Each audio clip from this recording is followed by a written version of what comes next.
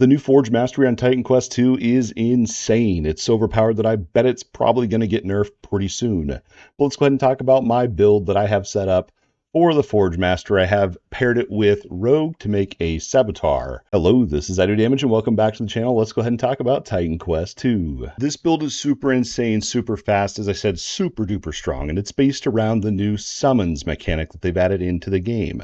Basically, with this build, you're going to be placing out your two different traps, your range trap that shoots at stuff, and then you have a melee trap that's called the Spin Blade trap, and it will literally spin this blade around and pretty much one-shot everything. It's super, super strong. We're also going to be utilizing our force field ability to debuff everything in there while also buffing up our summons. This build's going to be great for boss killing as well as map clearing. So literally anything you want to do, you don't even have to switch anything around. It's just so freaking strong. Went ahead and jumped into the game here for you. We're going to be trying to have some gameplay pop up here as well, so you can see exactly what I'm talking about and see if it's a playstyle that you want to check out for yourself. First up, we have active abilities. You're going to be leveling up Forge first off, and the order that I talk about the abilities in this video is largely going to be how you're going to level up as well. So it's not just a build guide, it's kind of a leveling guide as well. But you're going to be going into the Forge Mastery when you first get your Mastery pick. And the very first ability you're going to get here is going to be Blade Trap. This one has the downside of only being melee. You can increase the area on this thing, although I don't recommend it. You're going to be primarily leveling up and putting points into your Blade Trap until you get up to your tier 2 ability to get to your Sentry. And then at that point, you're going to kind of level both kind of the same. I mean, really, if you look at them, the modifiers on here are literally the exact same. They're different skills with the exact same modifiers. Kind of lazy in my opinion, but it is what it is. And here's how we built my Blade Trap. When you very first start out, you can go ahead and put points here into Strong Start. You can go 3 out of 3, and then you're going to go 5 out of 5 in Enhanced Activations. And then lastly, you're going to get 2 out of 3 over here. And then I went ahead and moved my camera on. Lastly, you're going to put 2 out of 3 points into Burnout. Basically, what this is going to do is your Strong Start is going to make you do more damage per remaining activations. Now, activations are not only for this skill tree or these modifiers. You can also find this as an affix on your gear as well. This is why later in the video when we're talking about itemization, increased activations is going to be a huge thing that you're looking for. So now you know we're doing more damage per activation. That's why we go for more activations. It increases the damage. And I also went for Burnout so you can get more damage and also activation speed. You'll see it when we're killing bosses. It attacks so freaking fast. It's insane. The next ability, once you get up here to your Sentry, you're literally going to do the exact same thing. You're going to go into Strong Start, 3 out of 3, Enhanced Activations, 5 out of 5, 2 out of 3, Burnout. As I said, they're exact same modifiers, just 2 different skills. I'd like to see a little bit more diversity there, but that's what we got to work with for now. Next up, you're going to have Force Field. This one's a tier 4 ability up here, Force Field. So you may, I'm not sure if you'll have a tier 4 unlocked by the time you have maxed out 17 points in both of these. If you haven't, you can grab Armor Eruption. This one's really not necessary. I literally just dump points in here and just kind of like if I'm bored or want an extra button to hit. But really could eliminate this from the build. I just didn't know really where else to put them. But this one's pretty cool. You're going to make your armor explode. You're going to deal damage, whatever. The big reason I took this one here is kind of 2 parts. Firstly, you can apply Vulnerable on hit for 4 seconds. So if you're up in there, which usually you're not even going to be, but if you do and you hit them with this ability, you're going to make the monster take 20% increased damage from all sources. That includes our summon damage. So pretty good there, 20% damage increase. And it's an AoE ability, so it's going to hit everything around you. Pretty cool. And then we also grabbed Enhanced Area just so you can potentially hit more monsters. The other reason I was going to use this ability, and I'm not spec'd into it now, if you're struggling to generate divine cores, which divine cores is going to be the main thing that's going to fuel a lot of your forge abilities. If you look over here at our traps, they cost divine cores to cast these things. So early on you may struggle, and I did well leveling up, and so I went into here, went to divine core collector here. I went 2 out of 2 actually, and never really had a problem. But once you level up and put points into your passives that we're going to talk about, you don't even need this, as you can see here. Once you finally unlocked enough divinity, and you have enough divinity points here, you can actually unlock Force Field. This is the tier 4 ability I was talking about. This one's huge. This is really going to be like the cherry on top of the build, I guess you could say. This thing's pretty cool. It's going to make a big area. Enemies in the area are going to deal less damage. But look at this. You can go into here and you can make this node right here, 5 out of 5 fragile. You can make enemies inside take increased damage. Insane. You can already see where we're going with this. And then on top of that, you can make it so that your summons inside the area also deal more damage. So the force field is literally going to be like everything needs to be in there. The monsters, all of your traps, everything needs to be in the force field to get maximum damage. And then, you can polish it off and hop in there, do an armor eruption to get even 20% more damage on top of everything. It really is insane how this whole build plays out. Now over on the rogue tree, and we'll come back to passives. Over here on the rogue tree, I did pick up Vanish. This one is purely to move faster. It's like kind of a built-in sprint. It's pretty cool. You get movement speed, and then you can get burst of speed for even more. This one's literally just mobility. Same with our dodge ability, and I did put 2 points into there to get more distance. I don't know. I mean, this build is so simple, and you have so many extra points to play around with. So, the only thing that's really, I feel like, required is your force field, and then your two summons here, the sentry and that blade trap. And then the force field. Those are like the 3 skills you have to have. And then we also do use barrier. I didn't put any points in there. It's not even needed. You really don't even need it. I don't know why. I just feel like I always have to use barrier in every build. I don't know why that is. Those are all the active abilities. Over here on our auras. So in Titan Quest 2, you have a toggleable aura abilities that are going to provide you buffs, but they're also going to seal out part of your energy. You can see here when I turn them on, there you go. It is reserved, not sealed. It's reserved. You got to get the right verbiage sometimes in these games, don't you? Over here, though, this is the Tempered Arsenal. This is an aura ability here. And this build costs no energy to use. It literally is all about divine cores. So the energy is useless in this build, which is awesome. But over here, you're going to be picking up your glancing hits. This is purely for survival. More importantly, and where I would put my points first, would be double activation chance. The aura gives your devices a double activation chance. You can see right here it says 0%. Perhaps it's bugged. Who knows? It was working before. Speaking of double activation chance, I want to go ahead and point out here, I did mess around. Instead of the burnout, you could put 2 out of 3 into double activation. I just felt like the burnout was just way more damage, since double activation is a chance, whereas the burnout is just always more damage. There's no risk with that at all. So that's why I went burnout instead of double activation.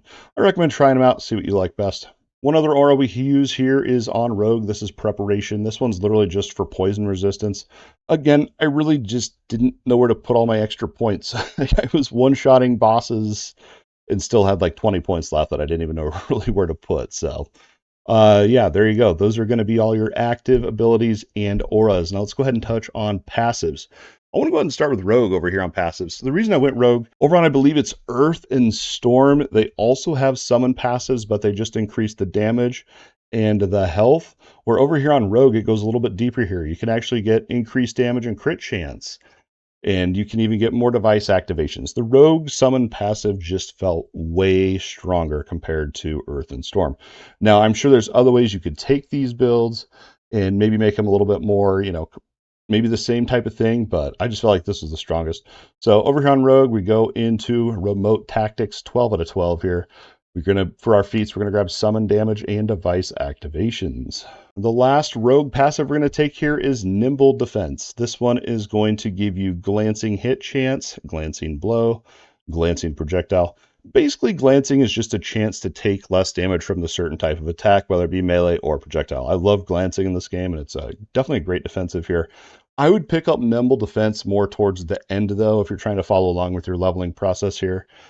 You're going to be playing Forge first. So this is the order you're going to want to actually go if you're actually leveling up here with your passives. You're going to be in Forge here. First, you're going to want to grab Salvager. This is going to make it so that whenever you get Divine Cores, your summons get increased damage. Now, another thing that's really nice here is enemies have a chance to drop double Divine Cores. Divine Cores, as I said, is going to be what fuels this build. If you're out of cores, you cannot place any of your traps and the build doesn't work. So you have to have Divine Cores for this all to work.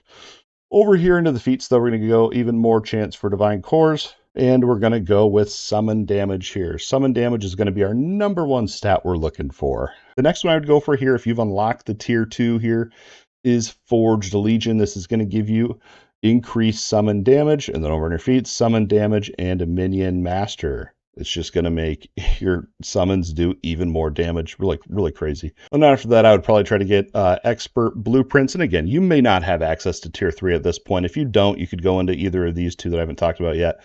But the next one here is expert blueprints. This is going to give your devices more speed and damage. super awesome here, and activation speed's great as well. And then you can get even more damage there as well for your devices. Next up, you're going to want to grab improved devices here. This is going to make it so your devices have a double activation chance. We've already talked about that there. It's awesome. I mean, literally think about that. A chance to double attack is insane. And then they also have increased activations. We've already talked about why activations are so strong. If you can't remember, it's because of your strong start over here. This is why more activations means more damage. And then over here on the feats, you're going to want to get the more activations and double activation chance. We talked about expert blueprints. I think the one I missed here was Curio Collector. This one's really important. This one's all about those divine cores we've already talked about to fuel your abilities. This is going to give you more maximum of these so you can hold on to more of them.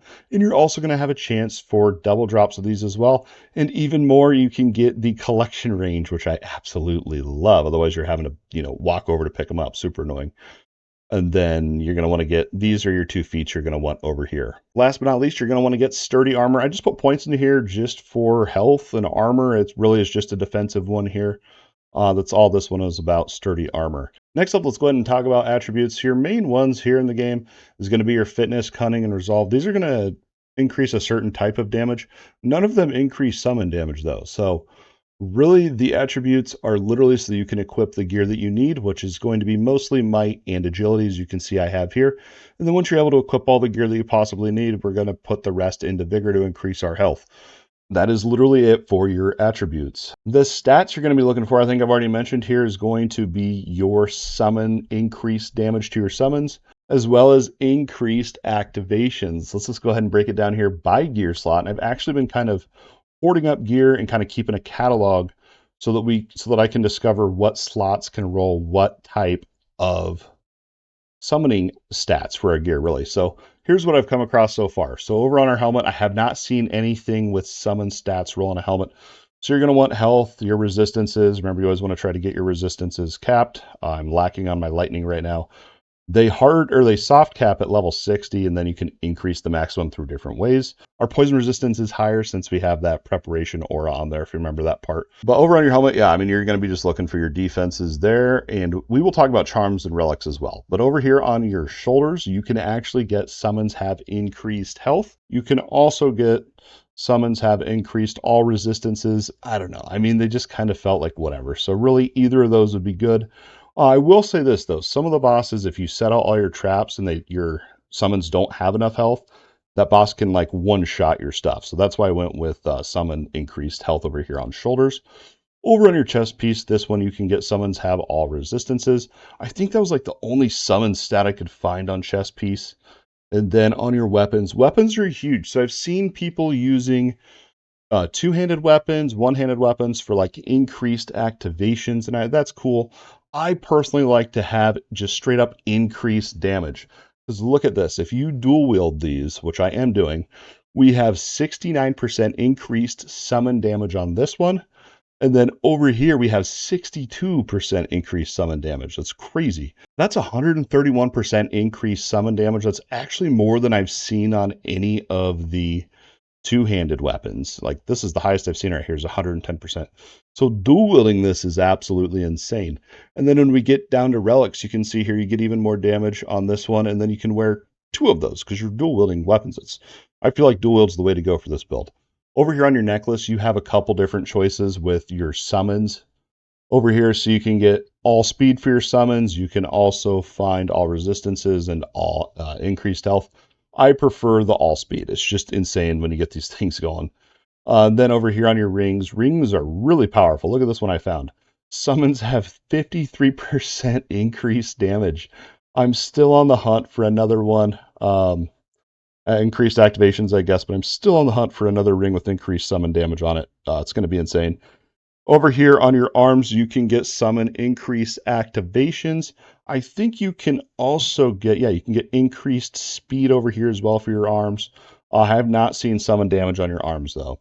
I just went for the increased activations because it is more damage since we're using that one modifier for our traps that we've already talked about several times. Over on your boots, this is another item slot I have not seen a summon affix roll on.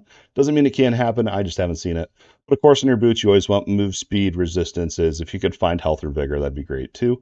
And then we already talked about weapons. Over on potions, I always go for increased health or added health here, however you want to say this. And then over on your mana potion, I always go for energy regen. Again, we don't even use energy for this build, so it really doesn't matter. But on that extra health really does help out with your health potions there. Over on your charms and relics. So charms and relics are really a nice new addition to the game.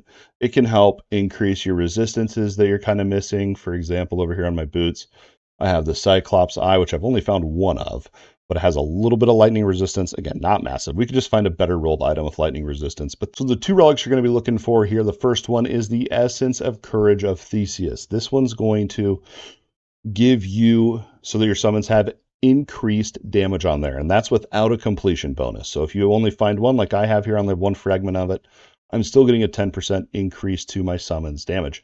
Now, if you do happen to find 3 of them, you can get us to when an enemy dies, your summons get increased total damage. What is that? Up to 15% or whatever. So pretty cool. I mean, you're going to be killing so many monsters, you're going to always have that buff up at max stats. Now, here's the thing with this. So if I were to find a second one, I probably wouldn't combine it into here. I'd put one on each weapon. But, you know, I still need to find, 5 more of these, and then we can have a completed version on both weapons. I mean, dude, think of the damage. It's crazy. And I'm assuming they can stack. I don't know. I have not found... as you can see, I haven't found a full set of these yet, so I really don't know if they stack or not. We'll have to test it.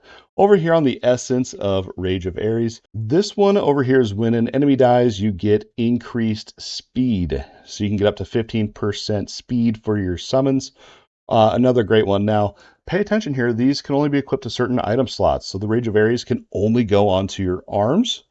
And then over here on the Theseus one, this can only go on weapons. So that's why dual wielding is even more powerful for this build. My number one favorite charm in this one is Vile Ichor. And I somehow found 3, and I have not found any more. It's weird. I mean, they just have a weird drop chance or low drop chance maybe. But this one on the completion bonus here is what you're looking for. Your summons have 50% increased damage. You can put this on rings and necklaces. That means you can have 3 of these on. That's insane. That's 150% increased summon damage. That's crazy. Wish I could find more of these things. Now, if you can't find a Vile Ichor, you can come over here to your Glacial Shard. And this one would also be good as well, because this is going to go into your torso and leg armor. So this one, you do have to have the completion bonus on this one, and it's going to get it so that your summons have increased damage. I mean, it's just obvious what we're doing here. So that's, if you get that on your chest and your leg armor, that's 30% increased damage. That's insane. So those are kind of like my dream relics and charms. They're pretty rare. More common charm you're going to find over here for your torso is the Rigid Carapace. Hopefully I'm saying that right. I don't know. Your summons have increased health. I mean, there's some in here. I mean, you can just look around. These are just kind of the highlights that I found, but a lot of them are going to be to kind of fill in the gaps of your resistances, health regen, stuff like that. Went ahead and decided we'll do a little bit of a showcase here with me actually commenting on what's happening. So you want to make sure you have both your auras up, and you're literally going to put down your force field. I always put in all of my traps. You can have a maximum of 4 traps out. Look how insane this is. And this is what's crazy about it too. So you literally, I can just put down my 2 little shooter traps or whatever they're called. I don't even know what they're actually called. Sentry traps. I should have practiced that before the video, huh? You can literally just run around and drop these and it'll just kill everything. It's insane. And it's a little bit dangerous because sometimes you'll put them down and you'll run past monsters and forget about them. And maybe they drop some loot that you missed or something. So I don't know. Maybe that's why I'm missing some of those relic and charms that I was talking about earlier. But I mean, it really is a straightforward build here. We'll go ahead and jump over and we'll do a boss here as well. All right, we're going to go ahead and jump over here to one of my favorite bosses to farm. And here you go. Let's just go ahead and jump in. We're going to drop our force field, all of our traps. Make sure you don't get hit by the bird, and it's dead. I think it actually may have killed our traps when it landed, but it's dead. There you go. I love this, man. And I was showing my kids, showing my wife. They're not gamers, and they're like, cool. You know, and it's like, all right. I was like, I'll make a video, and maybe people on the internet will care more. So there you go. That's the boss kill. That's all that. Just a couple closing thoughts here. So over on the itemization, I'm trying to keep a catalog of all the summoning stats that we can find and what item slots they go on. So perhaps I've just had bad RNG and haven't found the summoning stats on the helmet slot, in the boot slot, and, you know, I don't know. Let me know what you're finding down there. And another thing to keep in mind too is those relics drop largely from bosses. I've only actually seen relics drop from bosses, so that means boss farming is super, super important now. I guess I also forgot to mention where the relics and charms drop from or where I found them. Let's go ahead and do that real quick here. Went ahead and jumped back into the game. So the very first one here, your Rage of Ares. This one is actually found at this bird boss I just killed. And then this one here, the Thesis one or whatever it's called, is actually the very last boss in Chapter 2, Skyla, which you can find it right here in the Temple of Glaukos. And it's right up here. Skyla, you kill this boss. That's where I got that one from. Over here on the Violicker, again, I found 3 and I was trying to farm for it, but I just have not found any more to drop for a very long time. But I think I remember them dropping down here. If you come to Cliff Top Path and you run through here, there's a bunch of spiders in there that you can find it from, like poison spiders and stuff, I think is where I found it from. And then lastly over here on the Glacial Shard, this one actually came from Chapter 2 and it came up here. There's Hydromancers that you can kill. It seems to have a very low drop chance. I farmed for like 30 minutes, maybe an hour, never even found another one. So very low drop chance on that. And then these Rigid Carapace, I don't even remember where these drop. I want to say boars or something like that, but these ones are so common. You're really, I mean, honestly, I feel like just farming bosses is the best way to get relics and charms right now. So that is my summoner build on Titan Quest 2. I think I mentioned the defenses. You want to make sure your resistance capped, max health, and then I also go for those glancing stats as well, melee and projectile glancing. It really is, I feel like, a pretty straightforward build. I just kind of wanted to make a video and talk about it anyway. So thank you so much for allowing me to sit here and nerd out about Titan Quest 2's new mastery, The Forge. Hopefully this video gets hot if y'all enjoy it, and I'm still having fun with the game. Maybe I'll make another Forge build. I got a couple different builds in mind that I want to try out. If you found this video useful and or entertaining, don't forget to hit that like button and subscribe to the channel if you think I've earned it. Please consider becoming a YouTube channel member today. The support helps more than you know. But don't forget, your view alone means the absolute world. As soon as you're done checking out this video, make sure you go and hit up some of our other ones. We got some Titan Quest 2 build guides. Hopefully I'll be getting those updated if I don't get too distracted with the Path of Exile 2 update coming in a few days. And we have so much other action RPG content for you to enjoy.